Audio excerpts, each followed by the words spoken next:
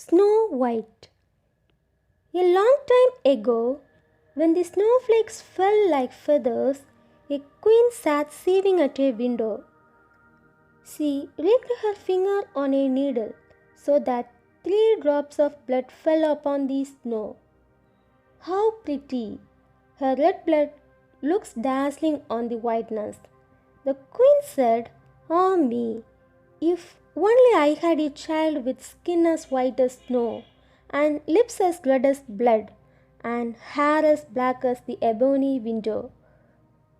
In the spring, she had a child who was just as she had imagined, and everyone called her Snow White.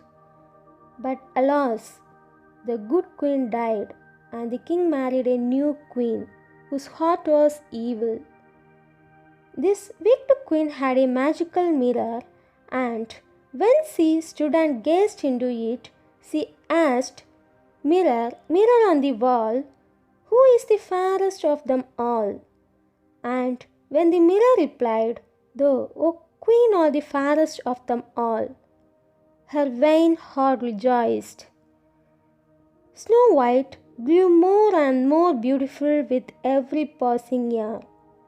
At last, the time came when the mirror said, "O queen, if truth be told, Snow White is the fairest now. She is 16 years old." And the queen almost smashed the mirror in her leg. The next morning, she summoned a hunter and gave him orders.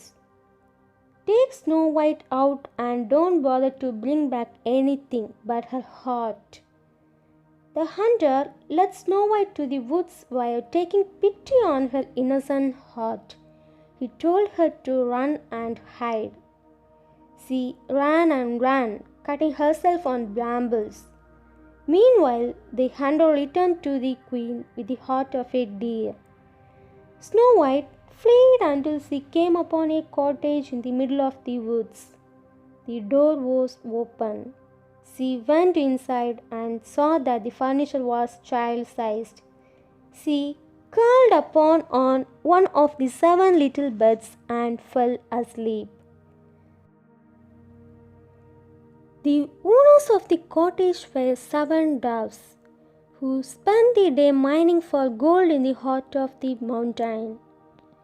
When they came home that night, they lighted their 7 candles and saw that an uninvited visitor was sleeping in one of their 7 beds. "Oh my, what a pretty child!" one of them exclaimed. "Shh!" ordered another. "Don't wake her up." "Where shall I sleep?" asked a third. "She's taken my bed." "Well," said a fourth, "there are 7 hours in a night, so every hour one of us must get out of bed and take a turn at sleeping in chair." And they all agreed that was only fair. When the sun rose, Snow White awoke.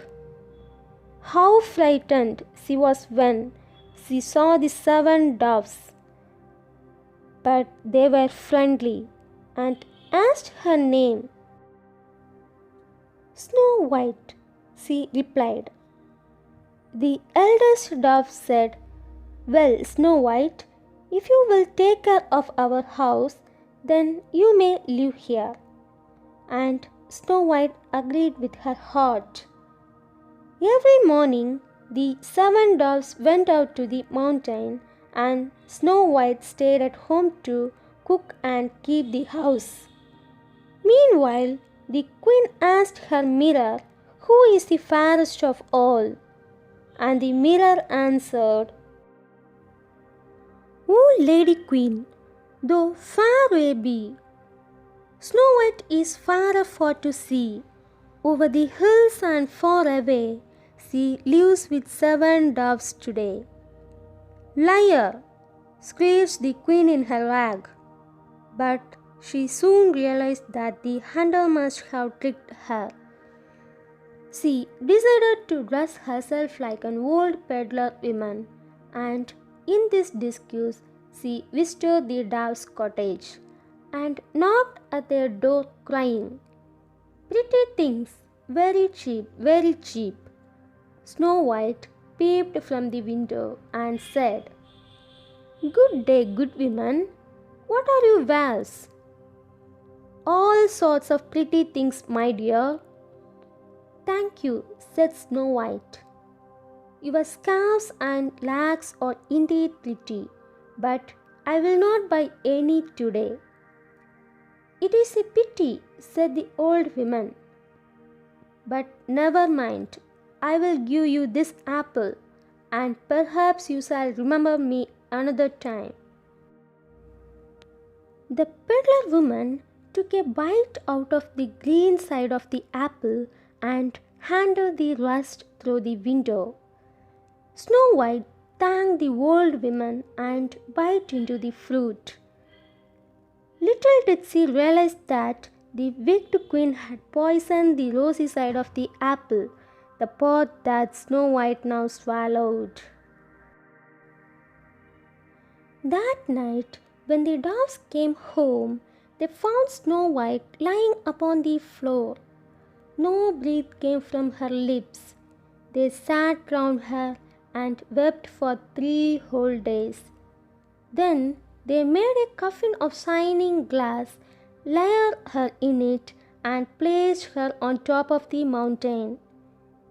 It happened that a prince out hunting came across the glass coffin.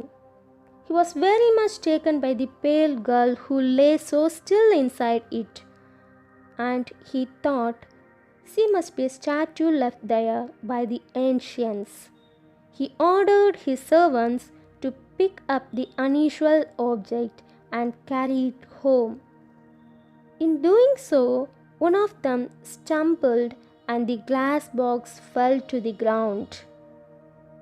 It shook terribly, and the piece of poisonous apple which had lodged in Snow White's throat came out, so that she opened her eyes alive once more. Snow White and the prince were soon wed. They are the 7 doves live long and happy lives, while the wicked queen went mad with envy, for she could never be the fairest of them all. And that was the story of Snow White.